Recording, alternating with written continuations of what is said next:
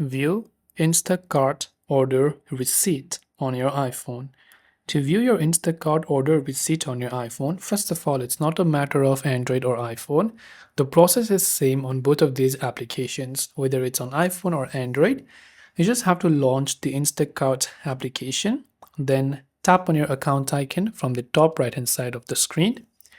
Then once you're over there, you can simply navigate to the orders option from the top left of the screen. Now from orders, you'll find all of the orders that you have. Select the specific order you want to review. Once within the order, tap on receipt to view the digital receipt. You can also find the receipt in your email, which Instacart usually sends upon order completion.